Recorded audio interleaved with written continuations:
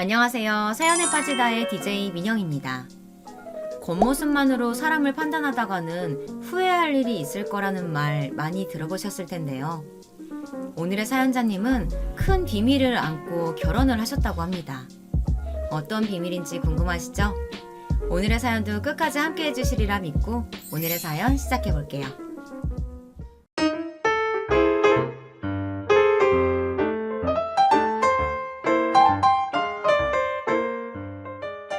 안녕하세요. 저는 교육청에서 근무하고 있는 30대 후반의 여성입니다. 가정주부로 생활하던 제가 이렇게 갑자기 사회로 뛰어들게 된 것에는 웃지 못할 사연이 있는데요. 오늘 그 이야기를 좀 하려고 합니다. 저는 어릴 때부터 다른 사람들보다 뭐든 빨리 배우는 편이었어요. 거기다 기억력도 좋아서 뭘 가르쳐주면 잊는 법이 없었죠.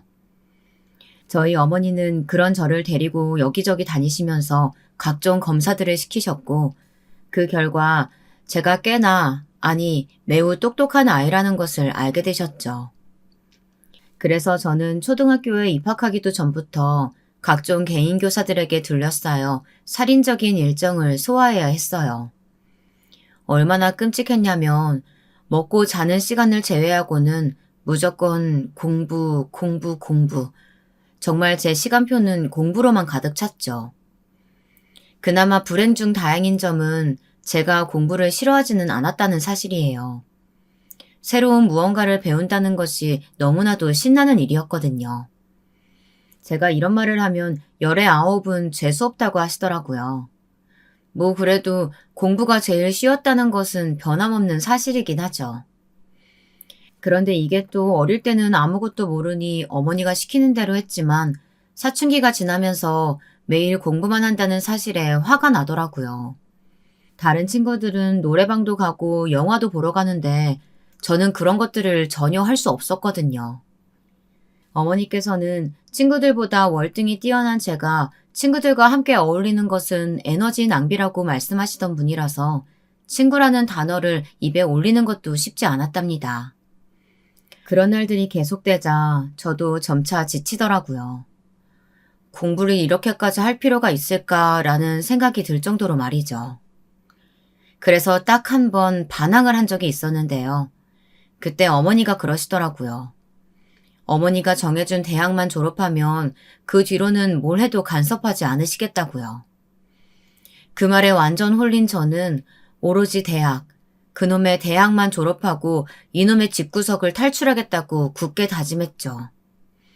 덕분에 저는 카이스트까지 조기 졸업으로 일찍 학업을 마쳤답니다. 제가 대학을 졸업했을 때 주변 사람들은 당연히 제가 해외로 유학을 갈 것이라고 생각했어요. 집에서도 그런 과정을 밟아가는 것 외에 다른 상황에 대해서는 한 번도 생각해 보신 적이 없으셨죠. 하지만 저는 그 모든 사람들의 기대와 예상을 가볍게 뒤엎었어요. 약속 기억하시죠? 저 대학만 졸업하면 뭐든 다 해도 된다고 하셨잖아요. 그게 언제적 이야기인데 설마 너 그것 때문에 조기 졸업한 건 아니지? 왜 아니겠어요. 그럼 저는 이제 제 맘대로 할 테니까 아무 말씀 마세요. 아시겠죠? 저는 가족들에게 선전포고를 하고 덜컥 세상으로 뛰어들었죠. 태어나 처음으로 아르바이트라는 것을 해서 제 손으로 돈을 벌어봤답니다. 이런 저의 기행은 가족들을 충격으로 몰아넣는 것은 물론이고 학교 교수님과 동기들까지 제가 머리가 이상이 생긴 것은 아니냐고 걱정을 태산같이 했었죠. 남편을 만난 것도 이때였어요. 카페 아르바이트를 하는데 거기서 처음 만났죠. 솔직히 이전까지 연애라고는 해본 적이 없는 저라서 처음 남편을 봤을 때 그 두근거림은 정말 잊고 싶어도 잊을 수가 없었답니다. 뭐가 그렇게 좋았냐고 물어본다면 딱히 하나를 콕 집어서 말할 수는 없지만 말이에요. 그렇게 만난 남편에게 제가 먼저 연락처를 물어봤어요. 데이트도 먼저 신청했고요. 남편은 뭐 이런 맹랑한 아가씨가 있나 싶었대요. 남편이랑 저랑 나이 차이가 좀 많이 나는 편이거든요. 딱 손가락 10개, 10살 차이인데요. 그래서 남편은 제가 자기를 놀린다고 생각했었다고 하더라고요. 하여튼 이렇게 시작된 저의 첫사랑은 뜨겁고 열정적이었으며 행복 그 자체였습니다. 연애가 점점 길어지면서 저희 집에서는 제가 언제 정신 차리고 유학을 가나 슬슬 제게 눈치를 주기 시작하셨어요. 1년이면 놀 만큼 놀았으니까 이제 정신 차리고 유학 갈 준비해. 유학이요? 무슨 말씀이세요? 저 대학만 졸업하면 공부 얘기 절대 안 한다고 하셨잖아요. 너는 머리도 똑똑하다는 애가 사리 분별이 안 되니? 다 너 잘 되라고 이러잖아. 솔직히 오라는 대학 다 마다하고 한다는 게 겨우 아르바이트, 연애. 그런 건 너하고 전혀 어울리지 않아. 그러니까 이제 그만하고 엄마가 시키는 대로 유학 소속이나 밟자. 안 그래도 교수님이 싫어요. 저는 지금이 좋아요. 저하고 어울리는지 안 어울리는지는 제가 결정할 거예요. 저도 이제 성인이라고요. 저는 절대 유학을 갈 수 없다고 말했지만 씨알도 먹히지 않았죠. 어머니께서는 저의 생각 따위 안중에도 없으셨거든요. 무엇보다도 어머니께서 강하게 나오시면 제가 알아서 숙이고 들어갈 것이라고 생각하셨어요. 하지만 저는 절대로 두 번 다시 어머니께서 정해둔 삶을 살 생각이 전혀 없었어요. 정말 매일이 전쟁이었습니다. 어머니께서는 제가 쓸데없는 고집을 부린다고 화를 내셨고, 저는 죽어도 다시 공부를 하지는 않겠다고 버텼죠. 그런데 그때 제게 너무나도 엄청난 일이 생겨버리고 말았습니다. 덜컥 임신을 한 것이죠. 분명 피임을 한다고 했는데 아이가 생겼더라고요. 처음 병원에서 임신이란 소리를 들었을 때 저는 아무것도 생각할 수가 없었어요. 새로운 생명이 제 속에 있다뇨.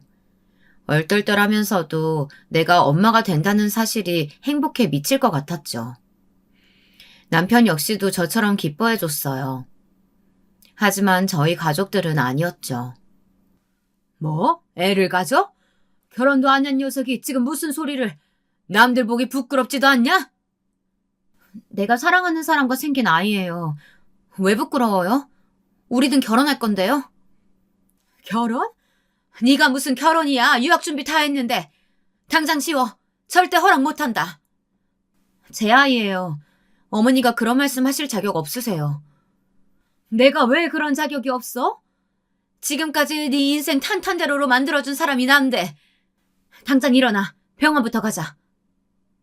제 말이 통하지 않는다는 것쯤은 진작에 알고 있었지만 이렇게까지 말씀하실 줄은 꿈에도 몰랐던 저는 너무나 충격을 받은 나머지 저도 모르게 제게 다가오는 어머니 손을 강하게 쳐내고는 절대 포기하지 않겠다고 말했죠. 너 진짜 대책 없구나. 내가 너 같은 머리 가졌으면 너처럼 안 살았어. 능력 인정받을 길이 창창한데 결혼? 임신? 미쳤어. 넌 제정신이 아니야. 돌았다고. 말 함부로 하지 마. 충분히 제정신이거든. 그리고 내가 결혼하고 아이를 낳고 키운다고 해서 달라질 것은 아무것도 없거든. 왜 없어? 그 많은 기회가 날아가는데. 절대 허락 못하니까 그렇게 애 낳고 싶으면 당장 집에서 나가. 자식 없는 셈 칠 테니. 결국 어머니께서는 절연이라는 말을 꺼내셨어요. 어머니께서는 제가 포기할 것이라고 생각하고 꺼내신 말이었지만 저는 담담하게 알겠다고 말하고는 그 집을 나왔습니다. 남편은 무조건 가족들을 설득해야 한다고 했어요. 하지만 이미 가족들에게 실망한 저는 그대로 고집을 부렸어요. 결국 임신 문제로 나중에 결혼식을 하는 것으로 하고 혼인신고부터 하고 시댁으로 들어가 살았어요. 그나마 다행이라고 하면 시댁 어른들은 저를 환영해 주셨다는 것일까요? 물론 나이 차이 많이 나는 결혼이라 저희 집에서 반대하는 말씀에 속상해하기는 하셨어요. 자기 아들 싫다는데 좋아할 시부모님이 어디 있겠어요. 그래도 제가 임신했다는 이야기를 듣고는 어찌나 하나하나 챙겨주시는지 태교부터 시작해서 입덧할 때도 그리고 출산 이후에도 친정 부모님의 빈자리를 전혀 느낄 수 없을 정도였답니다. 여기까지 들으면 철없는 것이 시댁어른 잘 만나서 그나마 애 낳고 잘 사는가 보다 하셨겠죠. 저도 그럴 줄 알았거든요. 하지만 놀라운 반전이 있었답니다. 그건 남편의 남동생, 즉 도련님이 결혼하는 여자를 데려오면서부터였죠. 우리 도련님은 공무원인데 같은 직장에서 만난 아가씨라고 하더군요. 처음 집으로 인사를 오는데 꼿꼿하게 세운 허리라던가 살짝 올라간 고개를 보고 있으니 바로 알겠더라고요. 이 사람 자기 잘난 맛에 사는 인간이겠구나. 그전에는 사람에게 관심이 없었는데 카페 아르바이트를 하면서 아주 다양한 사람을 볼 기회가 있었거든요. 덕분에 동서가 어떤 사람인지 대략 예상이 되더군요. 속으로 얼마나 한숨을 내쉬었는지 몰라요. 저런 유형이 사람을 피곤하게 만들잖아요. 같은 직장에서 일한다고 들었는데 그래 두 사람은 어떻게 만났나? 부서가 같은가? 아니요. 같은 직장에서 일한다고 해도 이 사람이랑은 다르게 저는 7급이거든요. 후배가 괜찮은 사람 있다고 소개시켜줘서 만났어요. 제가 말을 좀 차갑게 하는 편인데 저랑 다르게 따뜻하더라고요. 그래서 마음에 들었죠.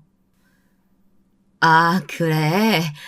부모님은 다들 뭐 하시는 분들이시고? 두 분 다 연구소에서 계시다가 요즘은 쉬면서 해외여행 다니는 중이세요. 오빠가 하나 있는데 카이스트 있고요. 하지만 지난달 중요한 프로젝트로 해외에 나가 있어요. 과일을 깎고 있던 저는 동서의 입에서 나온 카이스트라는 단어에 놀라고 말았어요. 제가 학교에 있는 사람들을 다 알고 있는 것은 아니었지만 반대로 학교 사람들은 저를 다 알고 있을 확률이 높았거든요. 학교 다닐 때 제가 만들어둔 역사가 워낙 화려해서 말이죠. 혹시라도 만나게 되면 낭패라는 생각이 먼저 들었어요. 하지만 곧 동서의 말에 안심할 수 있었죠. 동서가 가고 나서 시부모님께서는 복잡한 얼굴을 하시더라고요. 집에서 싱글벙글한 사람은 서방님 뿐이었다고나 할까요? 여보는 서방님이 데려오신 분 어떤 것 같아요? 어머니랑 아버지 반응은 영 아닌 것 같던데. 저놈이 좋다는데 다른 가족들이 뭐라고 하겠어. 부모님도 결국은 다 받아들이실 거야. 당신이야말로 어땠는데?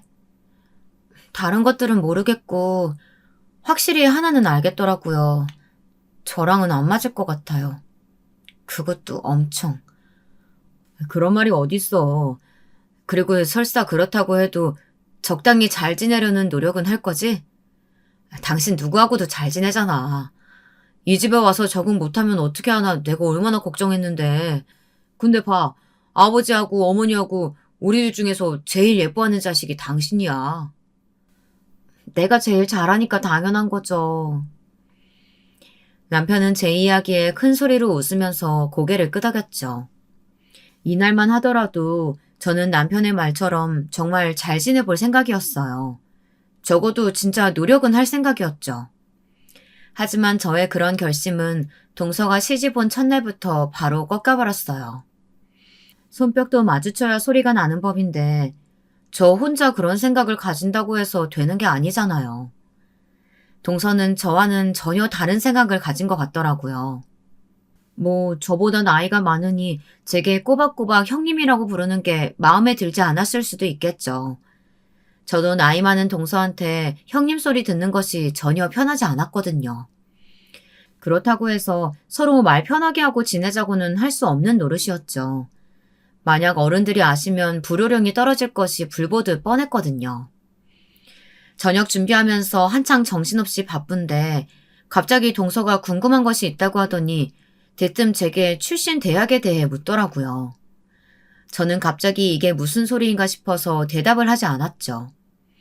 그랬더니 동서는 끈질기게 몇 년제를 나왔느냐, 서울에 있는 대학은 맞는 것이냐 등등 이런 것들을 계속 묻더라고요.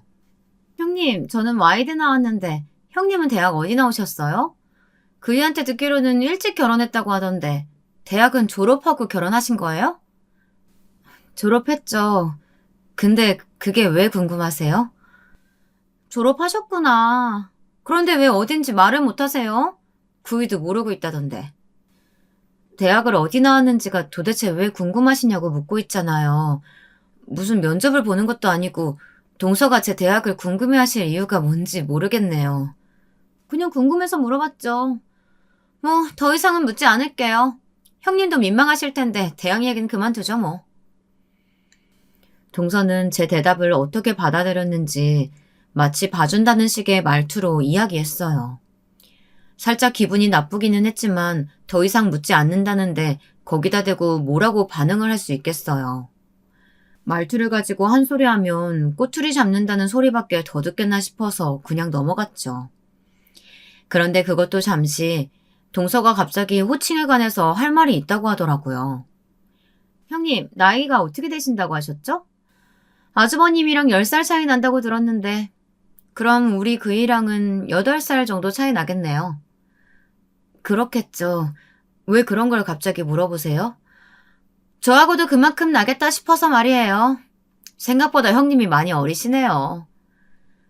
서방님이랑 동갑이니까 동서랑 나이 차이도 그렇겠죠. 그게 문제가 될까요? 저랑 형님 동서로 지내는 것이 달라지는 것도 아닌데 우리가 밖에서 알게 된 사이도 아니고 나이가 무슨 상관이 있겠어요. 그쵸? 저는 아무것도 눈치채지 못한 사람처럼 웃으면서 물어봤죠. 솔직히 이렇게 나오면 대부분 뻘쭘해서라도 그냥 넘어가잖아요. 근데 동서는 다르더라고요. 그냥 만난 사이였으면 이런 건 물어보겠냐고 하더니 저더러 말을 좀 편하게 하고 싶다고 하는 거예요. 놀라지 않을 수 없었죠. 제가 그렇게까지 말했는데 그런 요구를 하다니 보통 뻔뻔함은 아니구나 싶었습니다. 저는 당황해서 순간적으로 바로 대답이 나오지 않았어요. 그냥 물끄러미 동서를 바라보기만 했죠. 동서는 제가 아무 말도 없이 자기 얼굴만 바라보고 있자 심지어 제초까지 하더라고요. 그니까 앞으로 말 편하게 해도 되겠지? 나도 어지간하면 형님하고 맞존대하는 선에서 정리하려고 했는데 한두 살도 아니고 무려 8살인데 자존심이 상해서. 자존심이 왜 상하니? 당연한 일 앞에서. 동서가 제게 따져드는 그 순간 아주 극적이게도 시어머니께서 들어오셨죠. 당연히 잔뜩 화가 나신 얼굴로 말이에요. 시어머니께서는 당장 저희 둘더러 방으로 들어오라고 하시더니 폭풍 같은 잔소리를 쏟아내셨어요.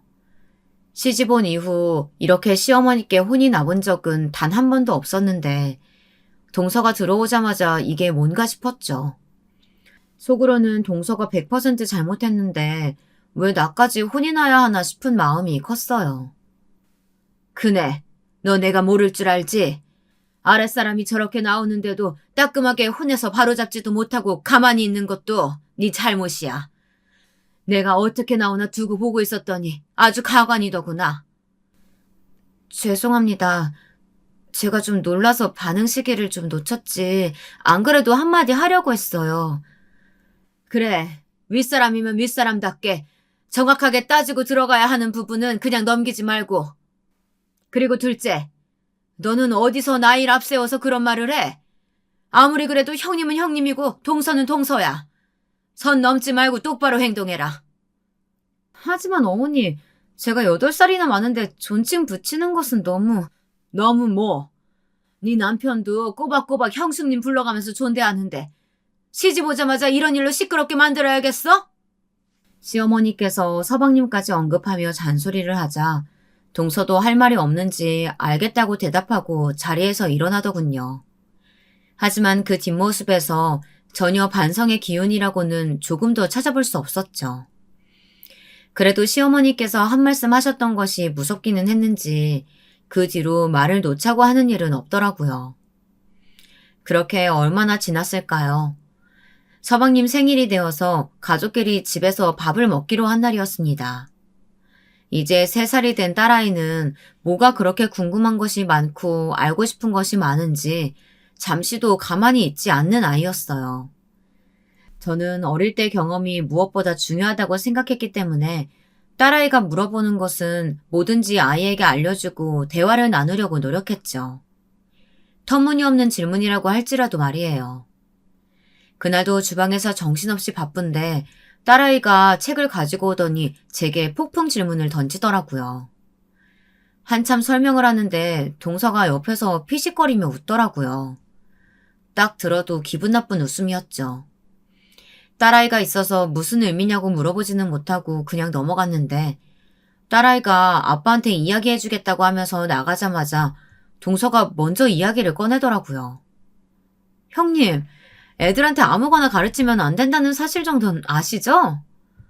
무슨 의미로 하는 말이에요, 동서? 제가 아이한테 거짓말을 하고 있단 소리예요? 제가 언제 그런 말을 했다고 그러세요? 저는 저렇게 호기심도 많은데 형님이 뭘 알고나 하시는 말씀인가 궁금해서 물었을 뿐이에요. 형님 자식이니까 형님이 알아서 하시겠지만 혹시나 아이한테 잘못된 거 가르칠까 봐 걱정돼서요. 그러니까 그 말이 그 소리잖아요. 뭘 알고나 하는 말이라니. 그럼 동서 같았으면 아이가 묻는데 아무 소리나 하겠어요? 아니면 아닌 건지 뭐하러 날까지 세우는지 모르겠네요. 형님, 제발 꼬아서 듣지 좀 마세요. 무슨 자격지심 있는 것도 아니고. 제가 무슨 말만 하면 삐딱하게. 이래서 교육이 중요하다니까. 동서는 제 반응이 과하다고 지적하면서 아무 일도 없었다는 듯이 주방에서 나가더군요.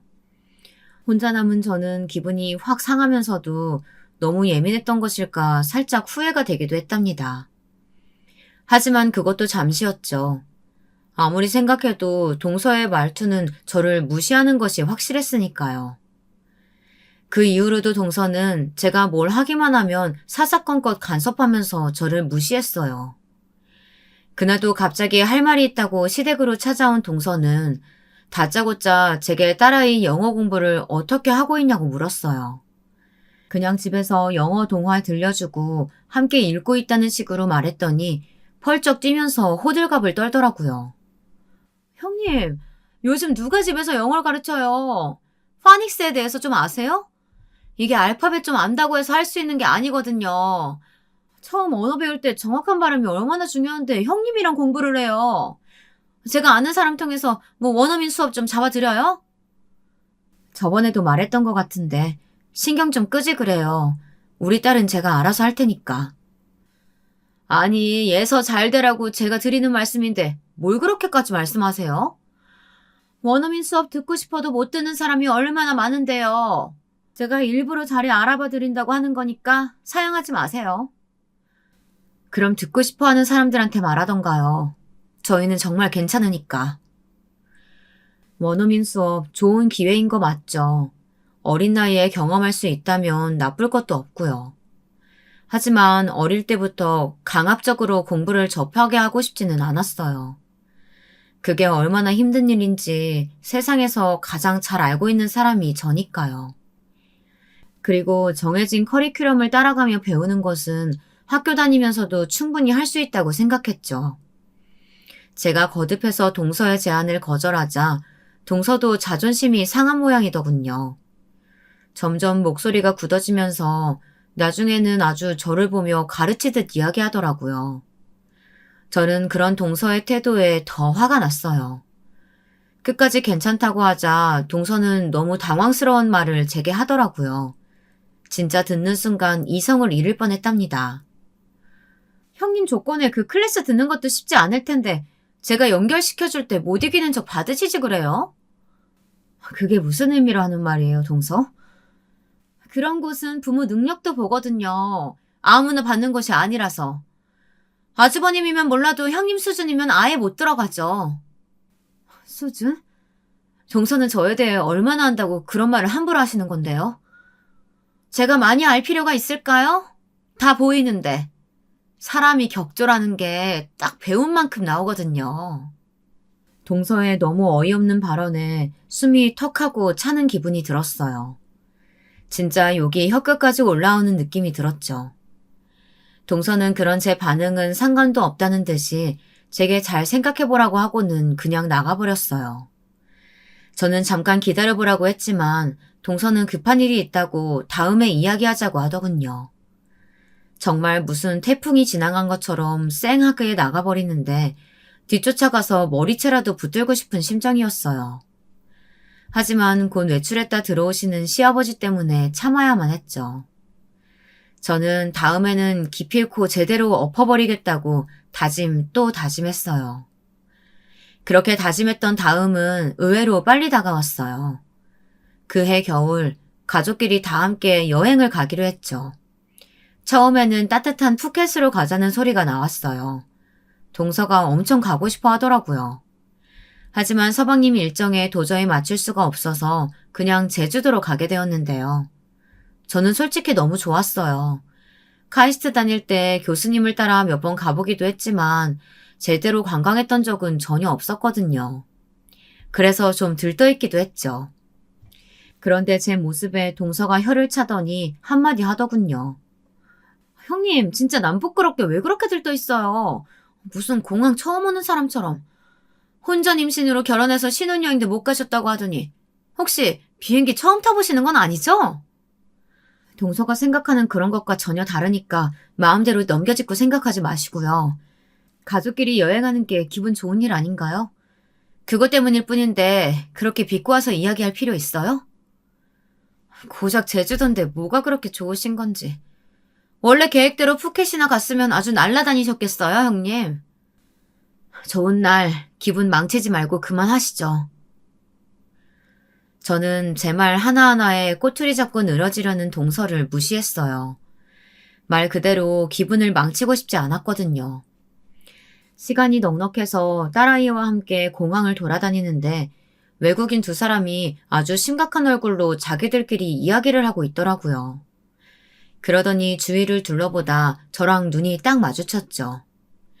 빠른 걸음으로 제게 다가오는 외국인을 보면서 저는 급한 마음에 딸아이부터 안아들었답니다. 두 사람은 프랑스에서 왔다는데 제주도로 가는 비행기를 예약했는데 예약 내용과 받은 비행기표가 전혀 다르다면서 도와달라고 했죠. 저는 언어를 공부하는 것을 좋아하는 편이라서 한국어와 영어 이외에도 중국어, 스페인어, 일본어, 그리고 프랑스어를 할 수 있었거든요. 다행스럽게 그 사람들을 도와줄 수 있었죠. 딸아이는 외국어를 하는 제가 신기한지 저를 빤히 보고 있더라고요.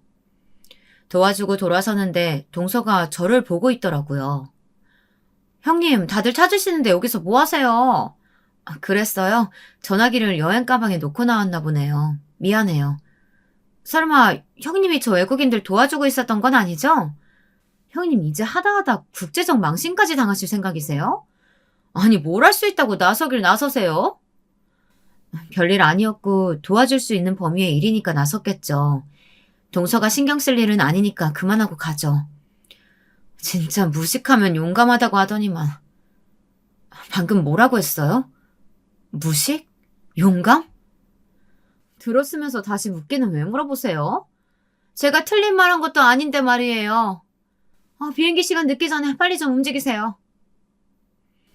동서는 저를 노려보며 쏘아붙이더니 종종 걸음으로 빠르게 앞서 나갔죠. 그때서야 저는 동서가 저를 무시하는 것이 나이 때문이 아니라는 것을 확실하게 알게 되었어요. 이전에 딸아이 질문에 답을 해줄 때는 어렴풋하게 짐작하는 정도였는데 그 자리에서 아주 확실해졌죠. 동서는 제가 무식하고 배운 것 없는 그런 사람이라고 생각해서 행동하고 있었던 거였어요. 속으로 부글부글 끓어오르기 시작했죠. 저에 대해서 아는 것도 없으면서 저런다고? 진짜 뒤통수를 제대로 한 대 쳐버리고 싶다는 충동을 느꼈어요. 그것이 현실이든 아니면 다른 방법이든 말이죠. 저는 좋은 날인 만큼 가족들 앞에서는 그래도 참아보자 싶어서 잘 지내는 척 하려고 노력했습니다. 하지만 동서는 정도를 모르더군요. 점점 말도 심해지고 비우는 얼굴은 더 노골적으로 변했죠.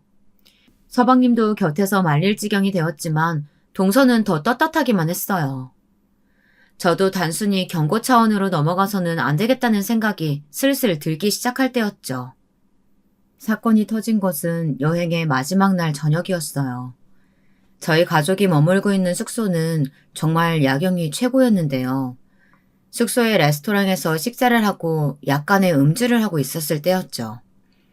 술이 좀 들어갔는지 다들 평소보다 텐션이 높은 편이었어요. 그 순간 동서가 먼저 자랑스럽다는 듯이 이야기를 꺼냈죠. 제가 축하받을 일이 좀 있어요. 어머님, 아버님, 저도 방금 아는 사람한테 연락받았는데요. 이례적이기는 하지만 승진할 것 같아요. 승진이라니. 정말 축하한다. 일을 잘하니까 그런 기회도 오는 거지. 흔하게 볼 수 있는 일은 아니죠. 대부분 다들 근속 승진하는 경우가 더 많거든요. 특히 저처럼 7급 정도 되면 그 위로 올라가는 것이 훨씬 더 어렵고요. 재수 씨 축하드려요. 좋은 일이네요. 그러니까 작은 며느리처럼 둘째 녀석도 승진 준비를 좀 해보지. 뭐 그리 욕심이 없는지. 저는 그냥 지금이 좋아요. 8급이면 충분하죠 뭐. 제가 그이의 이런 느긋한 성격이 좋아서 결혼했잖아요. 그리고 그이처럼 구출로 공무원 시작해서 올라가봤자 다 거기서 거기예요. 그이한테는 딱 지금이 수준에 맞죠. 하지만 전 다르거든요. 능력도 있고 앞으로도 쭉쭉 올라가려고요. 서방님을 무시하는 동서의 말에 시댁 식구들의 얼굴이 급격하게 어두워졌죠. 서방님께서는 어두운 조명에도 확연히 보일 정도로 얼굴을 붉히셨고요. 시부모님께서도 불편하신지 먼저 자리에서 일어나기까지 하셨답니다. 시어머니께서 먼저 안으로 들어가시고 화가 난 남편은 서방님께 동서를 데리고 들어가라고까지 할 정도였죠. 동서는 자기는 정말 멀쩡하다고 서방님을 뿌리치더니 저를 똑바로 바라보았어요. 그리고는 너무나도 충격적인 말들을 쏟아내기 시작했어요. 형님, 그런데 형님은 예서 보면 걱정도 안 되세요? 하나도? 우리 딸이 왜요? 제가 뭘 걱정해야 되는데요? 우리 예서 잘 크고 있어요. 자식은 엄마 머리 닮는다고 하잖아요. 예서가 형님 머리 닮았으면 어떡해요. 사람들 앞에서 소리내서 말하지도 못하는 대학 나와서 그냥저냥 살다가 주제에 넘치는 남자 만나서 애부터 덜컥까지는. 그런 삶 살게 되면 어떻게 하나 걱정도 안 되시냐고요. 동서의 말에 가족들이 앉아있던 테이블의 분위기는 삽시간에 조용해졌어요. 다들 자신이 들은 소리가 뭔가 싶은 얼굴을 하고 있었죠. 그 중에서도 가장 충격받은 사람은 바로 저였어요. 다른 것도 아니고 딸아이까지 걸고 넘어지면서 이야기할 것이라고는 전혀 생각지도 못했죠. 하지만 동서는 멈추지 않았어요. 그렇잖아요. 보고 배운 것이 없는데 어쩌겠어요. 형님, 학교 다닐 때 공부는 어떠셨어요? 더럽게 못했죠? 사실 대학도 안 나오셨죠? 괜히 제 앞에서 민망하니까 나왔다고 하신 거 다 알아요. 내가 학창시절 때 공부 못했다고 누가 그래요? 동서, 입에서 나온다고 다 말은 아니에요. 제대로 알지도 못하면서 마음대로 넘겨짚고서는 다 아는 척. 동서는 자기가 뭐라도 되는 사람 같아요? 형님, 말이 지나치시네요. 아는 척이라뇨. 다 형님이랑 예서 생각해서 하는 말이잖아요. 형님이야말로 모르는 게 뭐가 대수라고. 좀 배우면 되지. 재수씨, 그만 좀 하시죠. 술주정이라고 들어주기에는 선을 너무 넘으셨습니다. 아주버님, 제가 예서를 예뻐해서 하는 말이에요. 아주버님은 예서 잘 키우고 싶지 않으세요? 그러니 지금이라도 정신 차리고 제대로 된 교육을 좀 받게 알아보세요. 매번 이상한 문화센터 이런 곳만 다니는데 그런 곳에서 도대체 뭘 얼마나 배운다고요? 제가 예서가 너무 불쌍해서 드리는 말이니까요. 재수씨, 우리 예서 걱정이라고 말끝마다 하시는데 우리 딸은 우리가 알아서 할 테니까 도움 안 되는 걱정은 그만 좀 하시죠. 남편이 이를 악물고 말하자 그제야 사태의 심각성을 깨닫게 되었는지 동서가 헛기침을 하면서 제 시선을 피했어요. 제 머릿속에는 동서를 어떻게 해야 한 방에 꽉 눌러줄 수 있을까 그 생각만으로 가득했죠. 서방님께 끌려가듯 들어가는 동서의 뒷모습을 보면서 저는 기필코 오늘의 이 치욕을 되갚아 주겠다고 다짐했습니다. 남편은 그런 제 속도 모르고 제가 상처받았다고 생각하는지 연신 미안하다는 말을 하더군요. 동서의 말은 듣지도 말라고 하면서 말이에요. 저는 그런 남편의 손을 굳세게 마주잡고는 괜찮다고 했죠. 여행에서 돌아오고 저는 어떤 방법으로 동서를 울먹일 수 있을까 고민하고 또 고민했어요. 그리고 깨달았죠. 공무원. 동서보다 높은 급수의 공무원이 되어서 찍소리도 못하게 만들어줘야겠다는 생각이 들더라고요. 물론 친정 식구들 앞에서 죽어도 공부는 안 한다고 했던 지난달의 모습이 생각나기는 했죠. 하지만 지금 당장 동서에게 한 방 먹이는 것이 더 급했던 저는 그날부터 바로 서점으로 달려가 5급 공무원 교재를 사서 돌아왔어요. 시험 준비부터 시작할 생각이었죠. 1차 시험을 보니 제 기준에서는 별거 아니더라고요. 영어야 뭐 언제 시험 쳐도 가뿐했고 한국사 자격증이야 따면 그만이고 다른 과목들 넉넉하게 한 달이면 되겠다 싶었죠. 오랜만에 다시 공부를 하려니까 쉽지는 않더군요. 우선은 시간을 100%로 다 쏟을 수 있는 상태가 아니다 보니 짧은 시간에 집중도를 높여야 한다는 어려움이 있더라고요. 하지만 제가 누굽니까? 조기 졸업으로 카이스트까지 나왔는데 그 정도는 금방 적응했죠. 예전에 공부하면서 행복했던 기분들을 다시금 느끼기도 하고요. 아마 제 이야기를 듣고 계시는 분들은 제 말에 조금도 공감할 수 없다는 반응이실 수도 있겠네요. 그래도 자신이 잘할 수 있는 것을 다시 시작하는 사람의 마음이 어떨지 생각하신다면 충분히 제 마음도 이해할 수 있지 않을까 싶기는 해요. 하여튼 그렇게 시작된 공부는 가족들 몰래 진행되었어요. 심지어 남편도 제가 무엇을 하는지 조금도 몰랐죠. 저는 틈틈이 녹음해둔 교재 요약본을 들어가면서 정말 열심히 준비했습니다. 힘이 든다 싶으면 제게 막말을 했던 동서를 떠올려가며 이를 악물었죠. 동서는 정말 제게는 완벽한 동기부여였어요. 그런 막말을 했음에도 제게 사과 한번 하지 않았던 동서는 아쉽게도 승진에서는 미끄러졌더라고요. 솔직히 그 이야기를 듣는데 당연하다고 생각했어요. 저런 심보로 일을 하는데 승승장구하는 것도 문제가 있다고 느꼈거든요. 동서는 그렇게 큰 소리를 쳤는데 막상 승진도 못하자 엄청 약이 올랐는지 제게 훨씬 더 공격적으로 나왔어요. 형님, 머리가 나빠서 메모하는 거 그거 부끄러운 일 아니에요. 어머님께서 시키시는데 그냥 듣고만 계셔서 되겠어요? 그건 제가 알아서 할 일이니까 동서가 나서서 이야기할 필요는 없는 것 같은데요. 괜히 실수하셔서 저까지 혼날까봐 그러죠. 뭘 알고 하는 건 맞는 건지. 아우, 답답해가지고. 잊을까봐 걱정되면 동서가 메모하면 되겠네요. 저는 제가 가진 모든 인내심을 동원해서 동서의 말을 참아가며 대답했어요. 동서는 자기를 어떻게 보고 그런 말을 하느냐며 펄펄 뛰었지만 저는 모른 척했죠. 당장 사과하라는 말을 무시하고 나가자 동서는 더 약이 오른 듯이 소리를 질렀어요. 솔직히 살짝 속이 시원하기도 했죠. 매번 자기 할 말만 하고 쌩하게 나가버렸는데 이번에는 제가 뭔가 갚아준 느낌이 들었거든요. 물론 이걸로 퉁치고 그냥 넘길 생각은 조금도 없었죠. 나중에 합격한 제 앞에서 어떻게 말할지 그날을 상상하며 미친 듯이 시험을 준비했어요.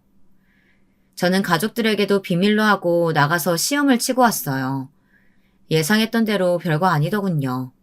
오히려 저는 너무 쉬워서 시간이 많이 남을 정도였답니다.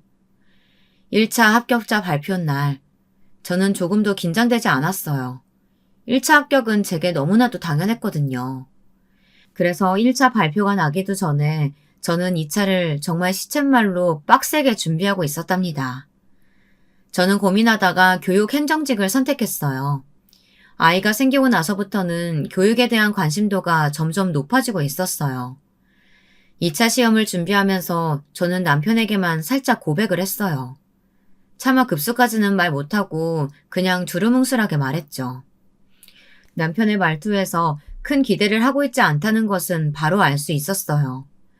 준비 기간도 얼마 되지 않을 텐데 어떻게 합격하겠나, 딱 그런 눈빛이었죠. 2차까지 완벽하게 마치고 난 뒤 저는 합격자 발표일만 기다렸어요. 2차 합격을 하고 나면 가족들에게 사실대로 모든 것을 이야기할 생각이었거든요. 발표일은 우연하게도 시어머니의 생신이었어요. 이번에는 서방님께서 외식을 하자고 하셔서 강남의 유명 식당으로 가족들이 모였답니다. 저는 오전에 합격 확인을 하자마자 하루 종일 기분이 좋았어요. 당연한 결과라고 생각했는데 1차와는 좀 다르더라고요. 가족들에게 다 고백할 결심을 했기 때문인지 심지어 긴장도 되었죠.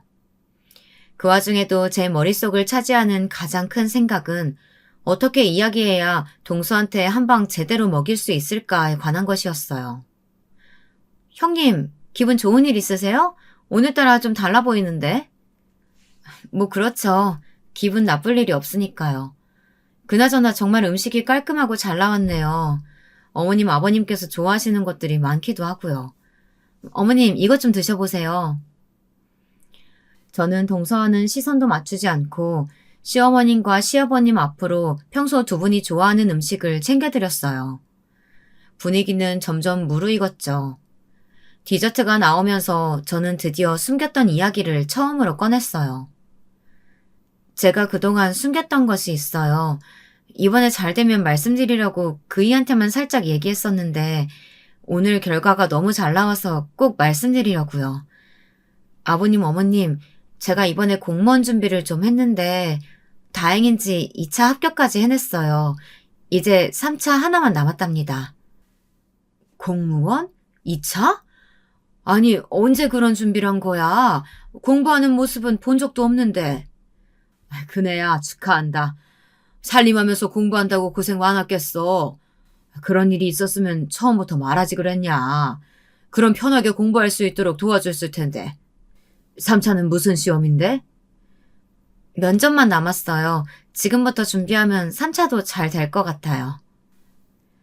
가족들의 쏟아지는 축하 속에서 저는 처음으로 공무원 시험을 준비하면서 성취감 같은 것을 느꼈어요. 뿌듯했죠. 무엇보다 금방이라도 눈이 앞으로 쏟아질 것처럼 크게 뜨고 저를 바라보고 있는 동서의 표정이 너무 마음에 들었어요. 저는 평소 동서가 말하는 것처럼 자세를 잡고 말했죠. 네, 별거 아니더라고요. 6개월 준비했는데 2차까지 그냥 붙던데요? 이 사람이 공부 요령을 아는 건지 정말 교육행정직 5급을 그렇게 덜컥 딸 줄은 상상도 못했어요. 5급이요? 아주머님, 지금 5급이라고 하셨어요? 남편의 말에 동서는 깜짝 놀란 목소리로 크게 외쳤어요. 동서의 목소리에 시부모님들도 깜짝 놀라셨죠. 저는 자신있게 고개를 끄덕이며 별거 아니었다고 말했어요. 동서는 어이가 없다는 표정을 지으며 소리 질렀죠. 제가 예상했던 것 이상의 반응에 기분이 좋더라고요. 형님, 스카이 나와도 될까 말까 한 시험이 5급이에요. 그런 5급을 형님이요? 괜히 제가 승진해서 떨어졌다고 저 놀리고 싶으신 모양인데 그런 일이면 그냥 저한테 말씀하세요.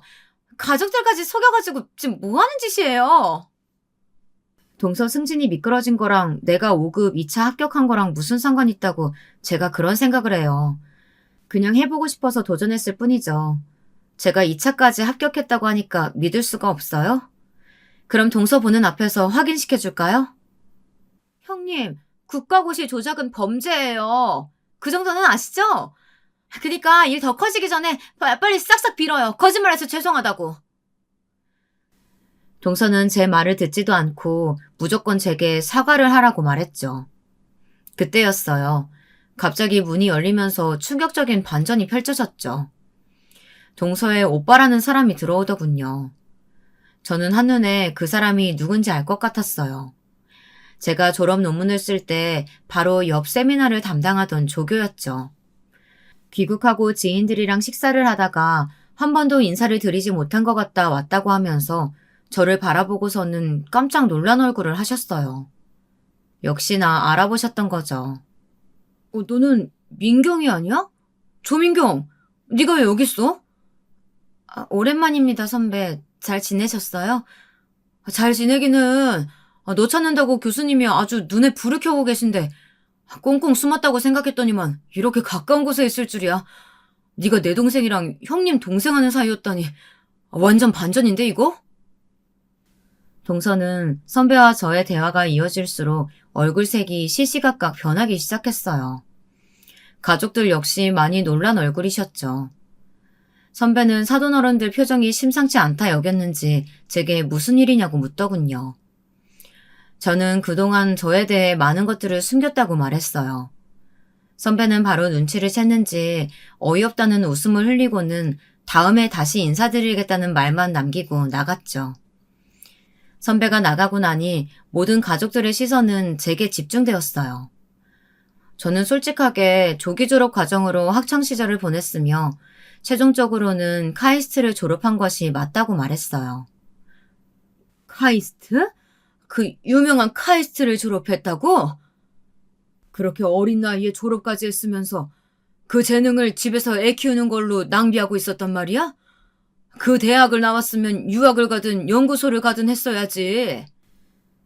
아버님, 어머님, 그게 왜 낭비예요. 그렇게 말씀하시면 속상해요. 그럼 처음 만났을 때 이미 졸업했었다는 거야? 그래? 속여서 미안해요. 나름 사정이 있었어요. 나는 내가 어느 대학 나왔는지 꼭 알 필요는 없다고 생각했어요. 여보도 묻지 않았잖아요. 나는 당연히 전문대 졸업해서 취업 준비생인 줄로만 알았지. 그래서 괜히 학교 물어서 스트레스 주고 싶지 않았고. 남편은 이 순간이 믿겨지지 않는지 얼떨떨한 얼굴을 하고 있었죠. 저는 남편에게 그동안 속여서 정말 미안하다고 말했어요. 다행히 남편은 크게 중요한 부분이 아니라며 괜찮다고 했죠. 남편과 이야기가 제대로 끝나고서야 저는 시선을 돌려 동서를 바라보았어요. 어지간히 충격이 아니었는지 멍하게 앉아있는 동서를 큰 소리로 불렀죠. 하지만 제 소리가 전혀 들리지 않는지 동서는 여전히 초점 없는 눈을 하고는 앞만 보고 있었어요. 제가 반복적으로 동서를 부르자 서방님이 조심스럽게 동서의 어깨를 툭 쳤답니다. 동서, 몇 번이나 불렀는데 왜 대답이 없어요? 네, 형님. 제가 딴 생각을 한다고. 무슨 생각이요? 제가 진짜 카이스트를 졸업했던 걸까 하는 생각? 아니면 그동안 날 무시하고 함부로 했던 순간들이라도 떠올랐어요? 동서는 제 말에 입도 뻥끗하지 못하고 가만히 고개만 숙였답니다. 저는 여기서 멈출 생각이 조금도 없었어요. 그동안 당한 사실이 있는데 어떻게 넘어갈 수 있겠어요. 저한테 뭐라고 하셨죠, 동서? 예서 미래가 걱정된다고 하셨던가? 아니다. 그뿐만이 아니죠. 제가 주제도 모르고 넘치는 남자 만나서 덜컥 임신부터 했다고도 했었는데 혹시 기억하나 모르겠네요. 그때는 제가 형님에 대해 잘 몰라서요. 그동안 동서가 제게 했던 말 한마디 한마디를 토시 하나 틀리지 않게 내뱉는 제 모습에 동서는 사시나무 떨듯 벌벌 떨기 시작했어요. 당황하고 있는 것은 동서만이 아니었죠. 시부모님께서도 제가 그런 말들을 들었을 것이라고는 상상도 못했다는 얼굴을 하시고는 동서를 노려보고 계셨고요. 모든 분위기가 자신에게 불리하게 돌아가고 있다는 것을 느낀 것인지 동서는 급하게 제게 사과를 했어요. 무조건 잘못했다고 앞으로는 절대 이런 일 없을 것이라고 몇 번이나 약속했죠. 저는 동서가 그렇게 나오든 말든 상관없다는 듯이 가만히 앉아 있었어요. 서방님은 분위기를 어떻게든 바꿔보고 싶은 듯 보였지만 어림도 없는 소리였죠. 제가 5급 공무원 2차까지 합격했다는 소문은 빠르게 돌았어요. 연락도 하지 않았던 교수님마저도 전화를 하실 정도였죠. 교수님은 무슨 생각으로 공무원을 지원했냐고 화를 내셨어요. 제가 언젠가는 학교로 돌아올 것이라고 믿고 계셨던 것 같았죠. 괜히 미안한 마음이 들기도 하더라고요. 교수님께서는 과학계가 큰 인재를 잃었다고 무척이나 아쉬워하셨지만 어쩔 수 없는 일이잖아요. 어쩌겠어요, 이제 와서. 제가 3차 면접을 준비하는 동안 동서는 정말 죽은 듯이 살았어요. 뭐가 그렇게 겁이 났는지 자꾸만 제 눈치를 봤죠. 그때는 왜 그러는지 이유를 잘 몰랐어요. 그냥 정말 반성하나, 그래서 저러나, 그 정도 생각하고 말았죠. 알고 봤더니 동서에게는 충격적인 비밀이 숨겨져 있더라고요. 제가 합격을 하고 나서야 진실을 알게 되었죠. 저는 동서가 어디서 어떤 일을 하는지 정확하게는 몰랐거든요. 서방님께서도 같은 일을 한다고만 했었죠.